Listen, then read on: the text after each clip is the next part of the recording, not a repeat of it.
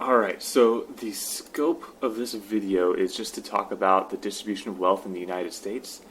I'm not going to be building any arguments regarding whether or not that distribution is a problem, but incidentally I think it is, and I have some suggestions that I want to make on what to do about it.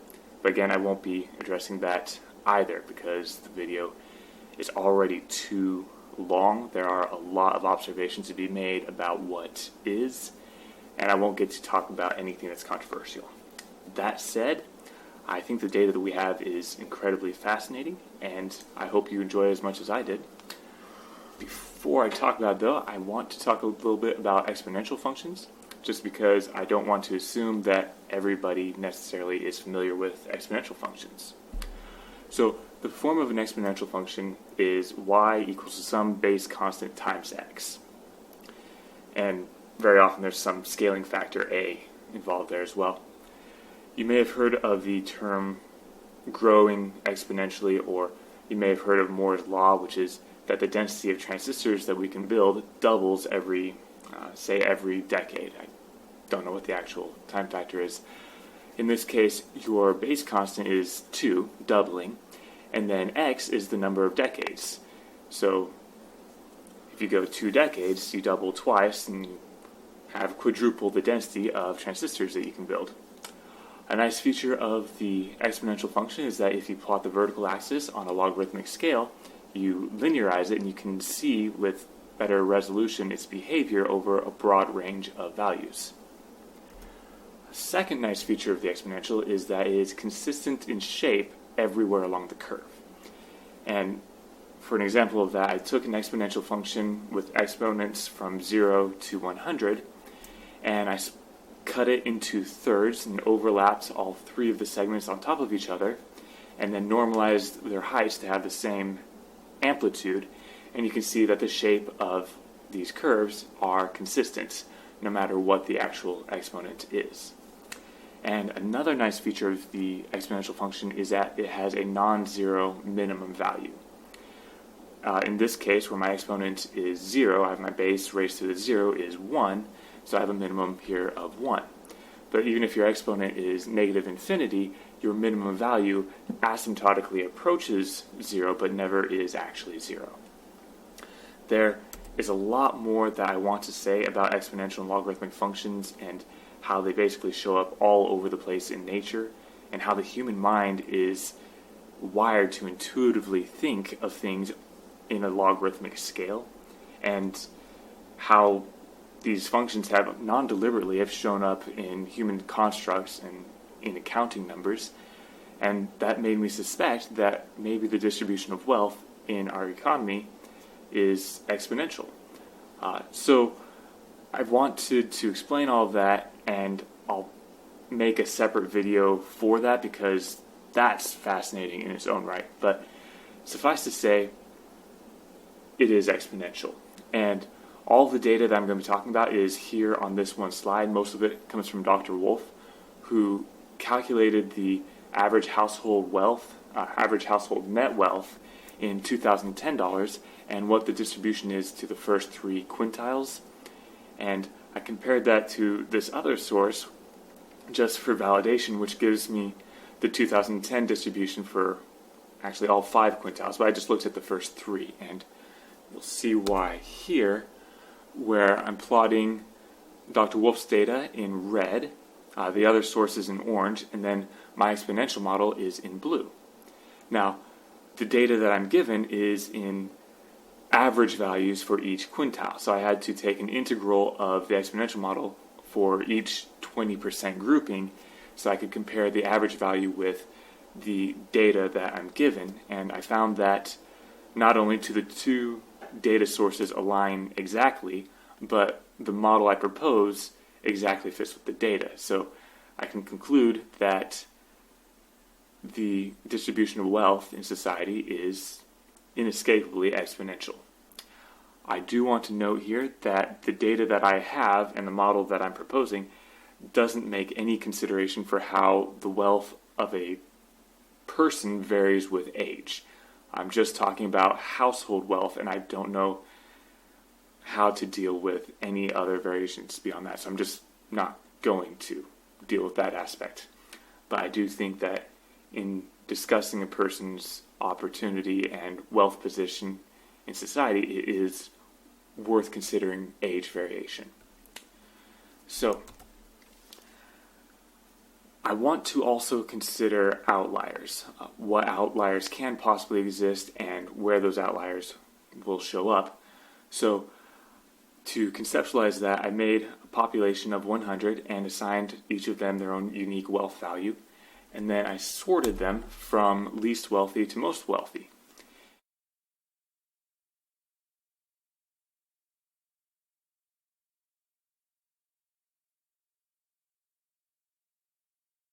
And I chose this particular exponential shape because it is vanishingly towards zero at the lower wealth values in the grouping, which is representative of other distributions that I'll be looking at. So, looking at the least wealthy portions of this society, we expect that the wealth value is not going to be appreciably greater than zero because of the shape of the exponential, and if those values were appreciably above zero, then that would force the data to not fit the exponential at all. But it's also constrained to not be appreciably below zero, because to have a significantly negative net wealth would require that you are borrowing significantly more than you really have the credit to borrow. So this end of the distribution is constrained to not have any outliers. As I move up the distribution, there's going to be some waviness to the distribution as wealth changes hands, and there's going to be some percolation of wealth within this range of the distribution. I modeled that by adding a random number to each value along the distribution. And when you get to the top end of the distribution, there's no real cap on a person's wealth. So I inserted two outliers here just to represent that fact that even though the data fits the exponential curve, there can still be outliers that don't distort that alignment. And for this, you may have heard of the Walton family, which holds as much wealth as the least wealthy 40% of the nation. And usually this statistic is cited to indicate that they're holding an ungodly sum of money. But flipping back to the 2010 distribution, you can see that 40% of the society has approximately zero wealth. So that doesn't necessarily mean that the Walton families are outliers. But I got curious and calculated that out, and it turns out that they are, in fact, outliers. But the point that I'm making here is that even though there are these outliers, it's just a small number of people who are not holding a huge percentage of the wealth in the overall society. Just as on the other end of the distribution, 60% of the population holds approximately no wealth. Most of the wealth is held between the ranges of 60 and probably 99.9%. Now, I need a way to describe the shape of the exponential curve, which is really determined by what my base constant is. But my base constant doesn't have any intuitive meaning to me. So I decided to use the ratio between the most wealthy and least wealthy members of society. The least wealthy member has a wealth of some constant A times B raised to the zero. And any constant raised to the zero is just 1. So the least wealthy member has the wealth of the economic floor, which is A. Now the wealthiest member of society has B raised to 100 times A. So when I divide that by the least wealthy member, I'm just left with B raised to the 100, and that is my max-min ratio. A couple comments I want to leave here. One is that this is a naturally occurring distribution society. There's nothing we deliberately did to produce this distribution. And as far as I know, this is the distribution in any society. Even a communistic society has the same distribution, only the max-min ratio is equal to 1. We don't do that because we think of the gradient of wealth as an important part of motivating people to generate wealth. And this is particularly nice distribution shape to have for that purpose, because the shape is consistent at every point along the curve. If we're wanting to motivate people to climb the economic ladder, then to someone who has $100, a $10 gain is exactly the same relative incentive as $10 million is to someone who already has $100 million. So everyone is equally incentivized no matter where they are on the economic ladder. Now, I wanted to think about the gains versus losses relative to average for people as we change the maximum ratio from 1 to increasingly larger values. So I plotted the share of wealth of the wealthiest and least wealthy members of society on this logarithmic distribution of maximum ratios. And if I double the share of wealth of the wealthiest members, then that requires that the least wealthy members drop their wealth to 40% of average. And if I double it again, we have a drop down to 8%, and then doubling again requires a drop of down to 0.27%. Now there's a lot more that I want to get from this chart, so I added lines for every 20th percentile, and then dotted lines for every 10th percentile, and I looked at the optimization points for every percentile grouping. And I see here, if you're at the 60th percentile, the yellow line, then your share of wealth in the economy is maximized at a ratio of about 3. If you're at the 70th percentile, you max out at 10. The 80th percentile maxes out at 100, and the 90th percentile maxes out at about 20,000. So then I thought I'd look at the break-even point, which is the red dotted line here, and for example, at a maximum ratio of 1,000, the break-even point, the people who are doing exactly average, are at the 66th percentile. Then I looked at the actual data that I have for 1962, and now I can talk about what the average household wealth is. In this case, it's $194,000, and their break-even point is at the 75th percentile. As I move through the years towards 2007, I observe two general trends. One is that the average household net worth is increasing, and that the maximum ratio is generally increasing. Then in 2008, we had the housing bubble pop, and the average household wealth dropped appreciably, and the maximum ratio jumped significantly.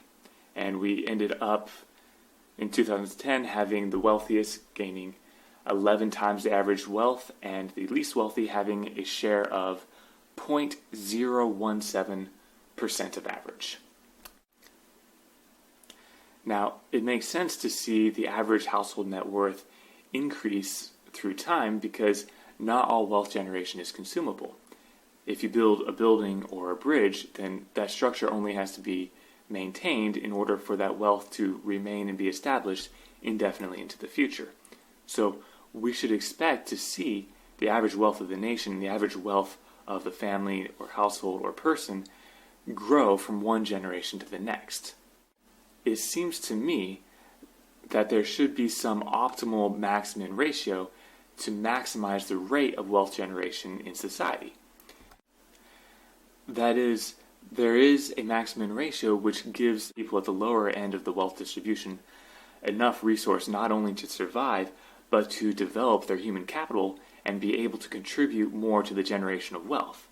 While at the same time, there are currently a significant number of people at the upper end of the distribution who are so wealthy that they don't have to work, and as I understand, many of them don't.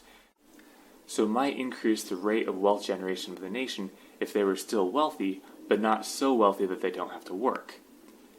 The caveat of this is that by bringing these two shares of wealth closer to each other, we reduce the gradient of wealth in the economy. So there should be some optimal maximum ratio that balances the loss of gradient in the economy with the gain of people who are able and motivated to generate wealth. So I plotted all the data that I just looked at on a single chart to see if there is an optimal maximum ratio for growth of the wealth of the nation. And I didn't see one. But there is still a lot on this chart that I want to talk about. First, though, I should talk about some of the data that I'm looking at In the maximum ratio that is plotted here logarithmically, I presented some error bars, which are not error bars per se. The upper error bar is fitting the data to the wealthiest quintile, and the lower error bar is from fitting the data to the second wealthiest quintile, and the data point that I used is the best fit between the two quintiles.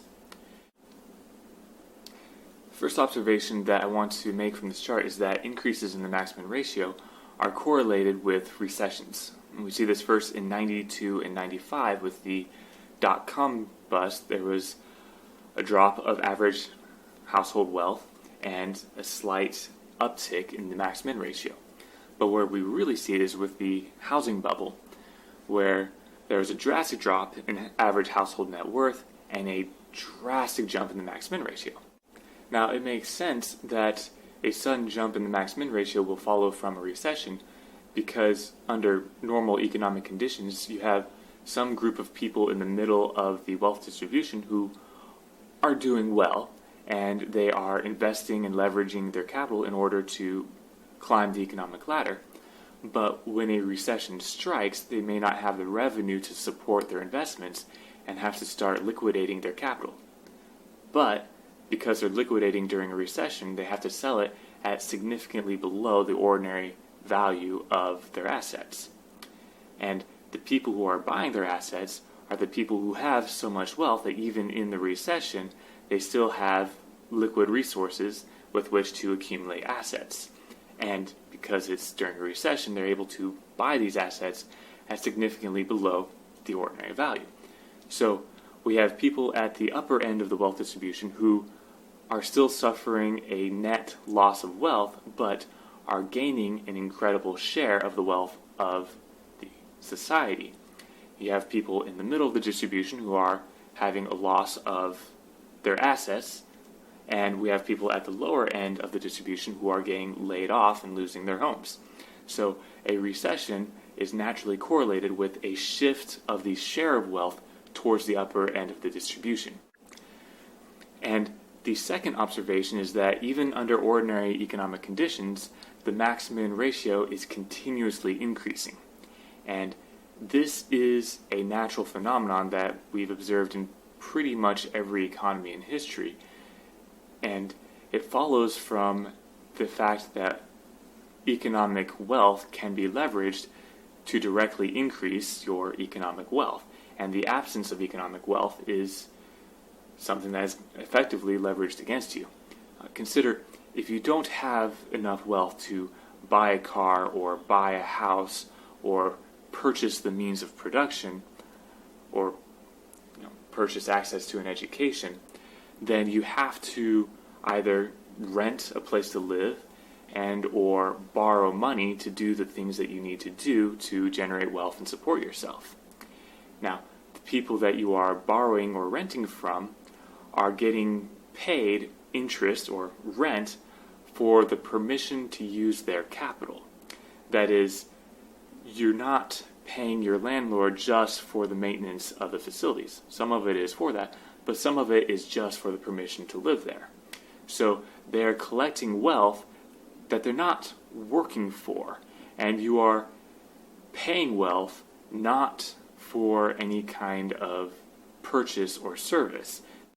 So this is a natural transfer of wealth from the least wealthy to the most wealthy in society that is intrinsic to pretty much any economy unless drastic measures are taken to reverse or stall that effect. The third observation, which I already touched on, is that the average net wealth of a household is continuously increasing, approximately linearly with time. So even though we have an increasing maximum ratio, it may be that the rising tide is lifting all boats, even those that are receiving a smaller and smaller share of the economy. So I thought I would look at the least wealthy members of society and how their absolute wealth varies as we go on with time.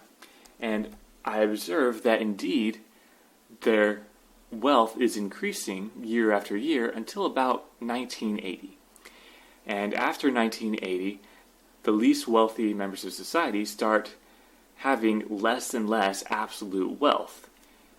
And a larger and larger percentage of the population is receiving less and less wealth until in 2007, based on these trends, 36% of the country is now seeing a smaller absolute amount of wealth year after year.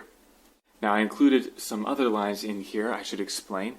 The blue line accounts for my uncertainty of slope in the maximum ratio, and the orange line accounts for the uncertainty of slope in the average household wealth year after year. And then the dotted lines, I combined these uncertainties together for the maximum degree of uncertainty. So the point where the least wealthy members of society start receiving a smaller absolute amount of wealth year after year could begin as early as 1962 or as late as 1992, and the percentage of the population that is seeing an absolute loss of wealth could be as small as 23% or as large as 50%. So the conclusion that I draw from this is that yes, a rising tide does raise all boats, but only the boats that are floating. Now, something that you may have noticed in your personal life, and I stumbled across a poll that supports this, is that even people who are very wealthy tend not to think of themselves as being rich. And I think I have an explanation for this. I'm assuming that the people we associate with the most, our friends and colleagues, tend not to be too far removed from us on the economic spectrum. And remembering that the distribution of wealth is exponential and the shape of that exponential is consistent no matter where you are on the spectrum, that means that how we perceive our economic neighbors is going to be continuous no matter where we are on that distribution. So, looking at the distribution in 2010, if I consider myself to have $1 million and the guy who's 10% ahead of me has $3 million and the person who's 10% behind me has $330,000, from my perspective, the guy on my right has $2 million more than me, and that is significantly more than having $1 million.